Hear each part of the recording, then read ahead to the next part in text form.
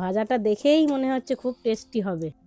আপনাদের বাড়িতে সন্ধ্যাবেলা লোকজন আসলে এই পরোটাটা বানিয়ে টিফিন হিসাবে দিতে পারেন। আসসালামু আলাইকুম বন্ধুরা, আমি নাজিমা বিবি। Welcome to my channel. আজ আমি আপনাদের জন্য টমেটো ও ডিম দিয়ে বানানো এক নতুন ধরনের পরোটা রেসিপি নিয়ে চলে এসেছি। চলুন রেসিপিটা শুরু করা যাক। এখন কড়াইতে পানি দিয়ে টমেটোগুলো সিদ্ধ করে নেব। যতক্ষণে টমেটোগুলো সিদ্ধ হচ্ছে ততক্ষণে আমি আপনাদের কমেন্টগুলো পড়ি। বাহ, লাচ্চা পরোটায় টক দই দেওয়া যায় কি? এটা কমেন্ট করে জানিয়েছে শম্পা বড়াই। অবশ্যই লাচ্চা পরোটায় টক দই দেওয়া যায়। টক দই দিলে লাচ্চা পরোটা নরম হয়। টেস্টি দেখেই লোভ লাগছে, কমেন্ট করেছেন আলিশা। লাইক দিয়ে নিয়েছি তোমার ভিডিওটা, তুমি আমার পাশে থেকো, এটা কমেন্ট করেছে মারিয়ম খান কিচেন। হ্যাঁ, অবশ্যই আমি আপনার পাশে আছি, আপনিও আমার পাশে থাকবেন। টমেটোগুলো সিদ্ধ হয়ে গেছে, এবার আমি খোসাগুলো ছাড়িয়ে নেব। খোসাগুলো ছাড়ানো হয়ে গেছে, এবার হাত দিয়ে ভালো করে মেখে নেব। এবার আমি টমেটো মাখার মধ্যে 500 গ্রাম ময়দা, পরিমাণ মতো নুন ও একটু সাদা তেল দিয়ে ভালো করে মেখে নেব।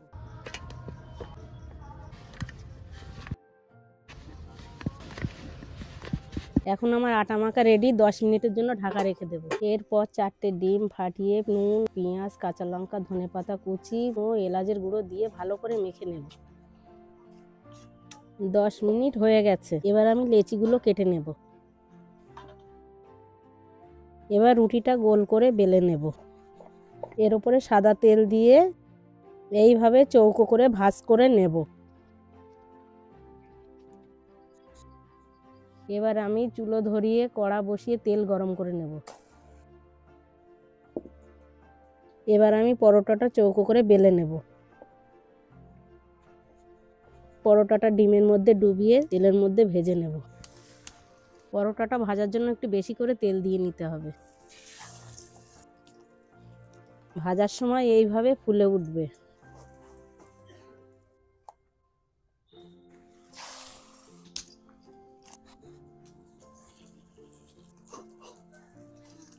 ভাজাটা দেখেই মনে হচ্ছে খুব টেস্টি হবে। এরকম ফুলে উঠলে এক এক করে নামিয়ে নেবেন।